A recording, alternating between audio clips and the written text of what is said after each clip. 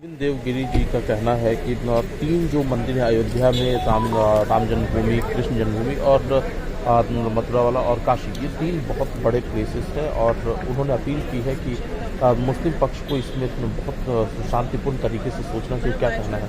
नहीं, देखिए, प्रधानमंत्री जी का श्री राम जन्मभूमि मंदिर का जब उन्होंने लोकार्पण हुआ था, पूजन कार्यक्रम के बाद सभा में उन्होंने स्पष्ट कहा था कि विवाद नहीं, समाधान के जरिए हमको विकसित भारत का निर्माण करना है। ये बात बिल्कुल सही है कि मथुरा, काशी और अयोध्या जो हिंदू संस्कृति और संस्कार हैं, उनका एक प्रतीक है।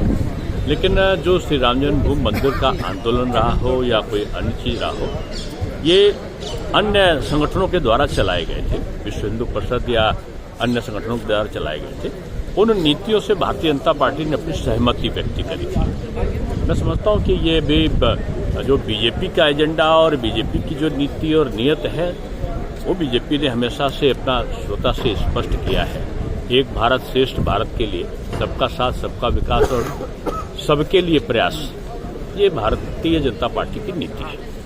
सर, एक मुद्दा है ना, जो कांग्रेस के नेता कभी मंदिर में जाते हैं और कभी दूसरी इसमें, मुख्तार अब्बास नकवी साहब का कहना है कि इन लोगों का एटीट्यूड है कि रूम में टोपी और सड़क पर तिलक, इस तरह की नीति लेकर के ये लोग चलते हैं। मैं तो बाकायदा तिलक भी लगाया है, चंदन भी लेपा है, लेकिन जनेऊ भूल गए। जो कोट के ऊपर पहना था वो अंदर पहनना भूल गए थे।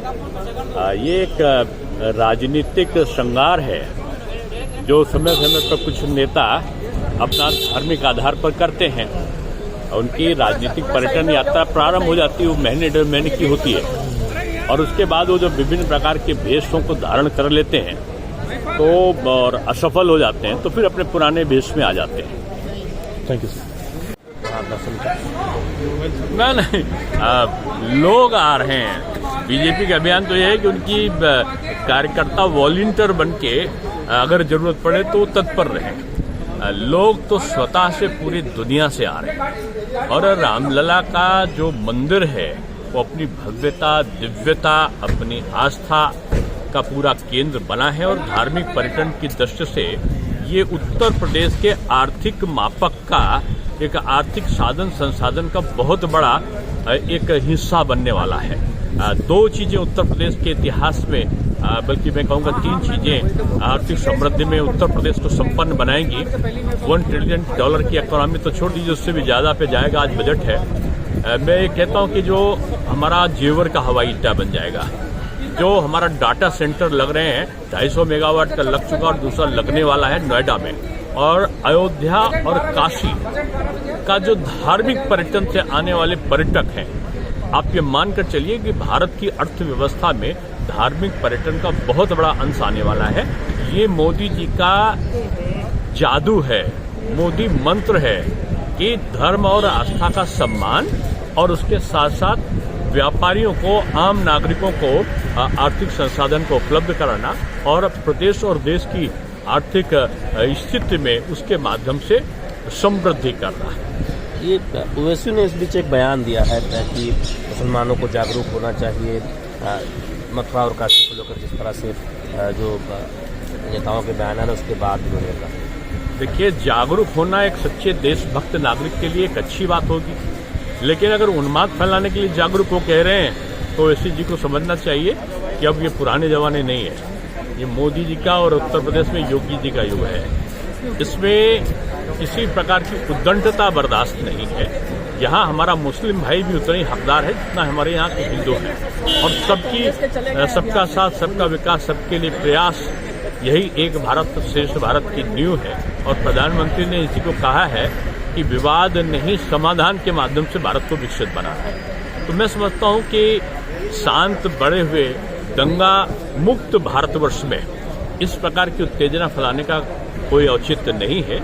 मैं जानता हूं कि ओवैसी जी में कभी कभी पाकिस्तानी मानसिकता का जिन्न जाग जाता है और वो देश के बजाय दूसरों की बात करने लगते हैं। अब ये देश बंटने वाला नहीं है, ये देश जातियों और धर्मों में उन्माद फैलाने वाला देश नहीं है। विवादित बयान दिया उन्होंने राम भद्राचार्य जी को लेकर कहा है कि जो कि हॉस्पिटल में एडमिट है। उन्होंने कहा कि अगर भगवान राम में ताकत होती तो उनको हॉस्पिटल नहीं जाना पड़ता और उनको भगवान राम के पास चले जाना चाहिए था। उनको मैं किसी के वक्तव्य तो नहीं कहूँगा, लेकिन कुछ ऐसे लोग हैं जो समाजवादी मानसिकता से ग्रस्त है, समाजवादी पार्टी की दूषित मानसिकता से। वो साधु संतों को भी अपशब्द कहने से नहीं चुपते। राम कण कण में व्याप्त है और राम नाम लेते ही लोगों को सबको विदा होना है। और इस प्रकार की बातें कहना ये दवा और दुआ दोनों व्यक्ति के जीवन का एक अंग है। जो जन्मा है उसकी मृत्यु निश्चित है।